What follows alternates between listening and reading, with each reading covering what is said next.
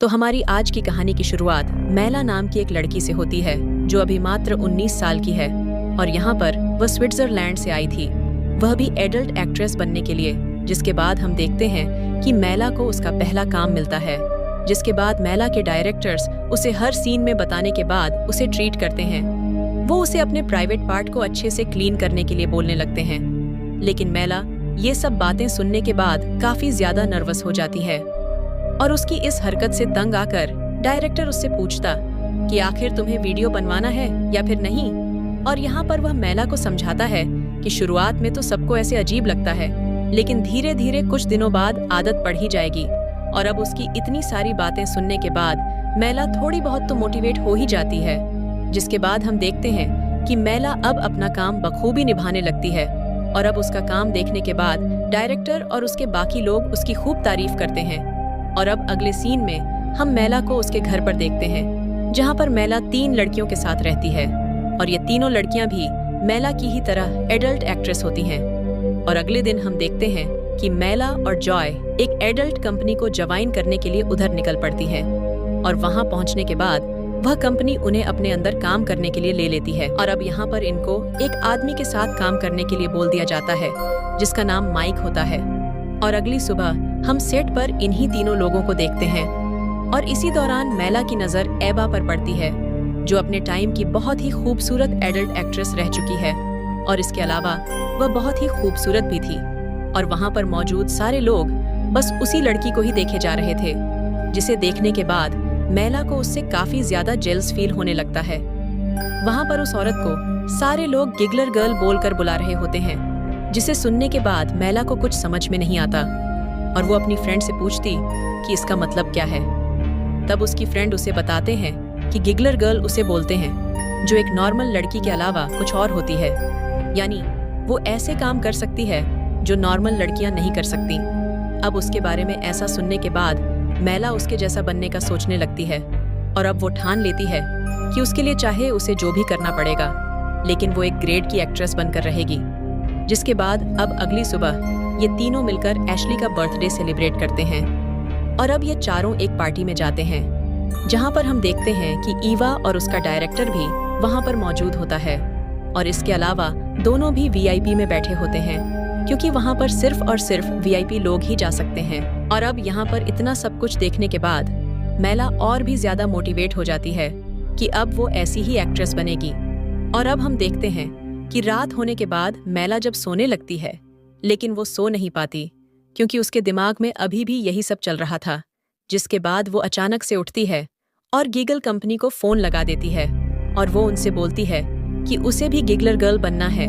और यहाँ पर तब वो लोग बताते हैं कि तुम्हें गिगलर गर्ल बनने से पहले खूबसूरत और फेमस बनना पड़ेगा और इसके अलावा उसे हर एक कैटेगरी का एक्सपीरियंस होना चाहिए। और हम जान पाते हैं कि मैला के पास ना ही तो इतना एक्सपीरियंस है और ना ही वह इतनी ज्यादा पॉपुलर हो चुकी थी, इसीलिए वह लोग मैला को रिजेक्ट कर देते हैं। और अब यह सुनने के बाद मैला काफी ज्यादा दुखी हो जाती है और सुबह होते ही वह अपने फ्रेंड माइक से बोलती है कि मुझे हर कैटेगरी के वीडियोस में काम करना है। जिसके बाद माइक की मदद से मैला को उसका पहला कैटेगरी वाला वीडियो मिल जाता है और हम जान पाते हैं कि मैला को अपने इस काम में उसे रस्सियों से बांधकर ऊंचाई में लटका दिया जाएगा, जिसके बाद उसके साथ जबरदस्ती वह सब किया जाएगा।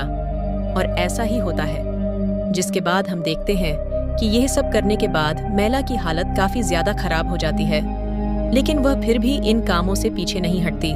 और कुछ टाइम बाद हम देखते हैं कि माइक उसे एक और कॉन्टेक्ट देता है, जिसमें उसे बहुत ही हार्ड तरीके का एडल्ट काम करना था और उस शूटिंग में मैला के बालों को जोर से खींचा जाएगा और इसके अलावा उसके साथ जबरदस्ती कई तरीकों से किया जाएगा।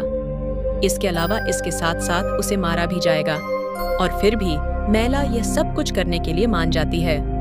जिसके बाद हम देखते हैं कि अब इसका शूट शुरू हो जाता है और शूटिंग के दौरान मैला के बालों को ऐसे ही खींचा जा रहा था जैसे उसने वीडियो में देखे थे। इसके अलावा उसे जोर जबरदस्ती के साथ मारा और पीटा भी जा रहा था और इस तरीके से 4-5 लोग मिर्कल मैला के साथ जबरदस्ती इंटीमेट होते हैं। लेकिन इन सब से मैला को अब की बार काफी ज्यादा पेन का सामना करना पड़ता है, जिसकी वजह से वह वीडियो शूट को आधे पर ही रुकवा कर वहां से चली जाती है और अब उसने शूट पूरा नहीं किया था। इस वजह से उसे पैसे भी नहीं मिल पाते। इसके साथ साथ माइक मैला को अपनी एजेंसी से निकाल भी देता है। जिसके बाद हम देखते हैं कि घर आने के कुछ टाइम बाद मैला फिर से एक अडल्ट वेबसाइट पर फोन लगाती है, लेकिन वहां पर उसे पता चलता है कि वहां के लोग उन्हीं लड़कियों को रखते हैं जो लड़कियां किसी न किसी एजेंसी से कनेक्ट होती हैं। लेकिन इस बार मैला कहती है कि वो उनके लिए फ्री में वीडियो शूट करवाएगी और अब कंपनी वाले इतनी फायदे की बात सुनने के बाद उसे फौरन बुला लेते हैं। और अब जब मैला अपने काम के बारे में उसे पूछने लगती है, तब वो लोग बताते हैं कि तुम्हारे साथ 2 ब्लैक तरीके के लोग इंटीमेट होंगे। जिसके बाद हम देखते हैं कि मैला उनके साथ शूट करने के लिए रेडी हो जाती है और उसका शूट अच्छे से हो भी जाता है।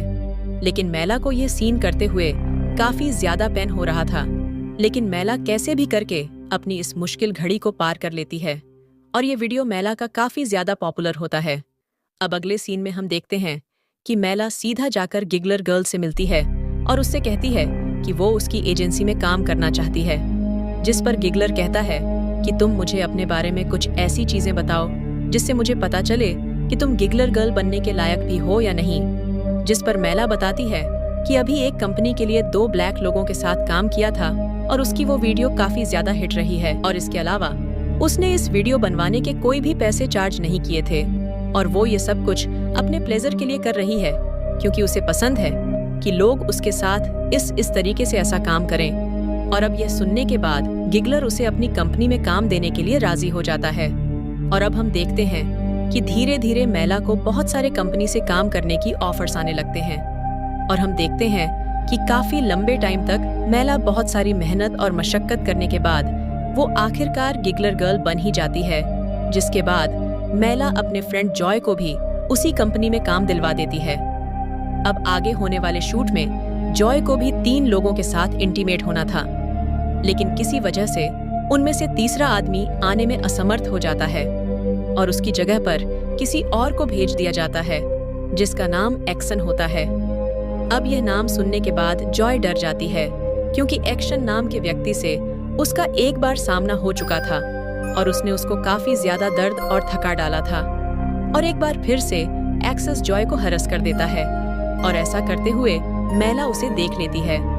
जिसके बाद जॉय डायरेक्टर से कहती है कि अक्सर मुझे काफी ज्यादा हैरस करता है और इस चीज को मैला ने भी देखा है, लेकिन यहाँ पर मैला सब कुछ जानते हुए भी चुपचाप रहती है, जिसकी वजह से जॉय और मैला की फ्रेंडशिप खत्म हो जाती है। और अब कुछ टाइम बाद हम देखते हैं कि मैला को एवा के साथ काम करने का मौका मिलता है, लेकिन यहाँ पर मैला एवा से जेलस होती थी, इसीलिए वो शूट पर एवा पर अपना पूरा गुस्सा निकाल देती है। जिसके बाद हम देखते हैं कि मैला और एवा दोनों गिगलर की पार्टी में एक दूसरे के साथ जाते हैं और ये लोग वीआईपी एरिया में बैठे होते हैं। और अब हम देखते हैं कि मैला दूर से अपने फ्रेंड जॉय को देख रही होती है जो काफी ज्यादा एंजॉय कर रही थी। और यहाँ पर मैला को समझ में आ जाता है कि उसने अपने कैरियर के लिए सब कुछ छोड़ दिया और इसके अलावा जब वो घर जा रही होती है तो अपनी कार से भी उतर जाती है, जिससे हमें पता चल जाता है कि मैला ने अब अपना काम छोड़ दिया है क्योंकि मैला इस इंडस्ट्री की सच्चाई जान चुकी थी। और इसी को दिखाते हुए इस कहानी का यहीं पर एंड हो जाता है।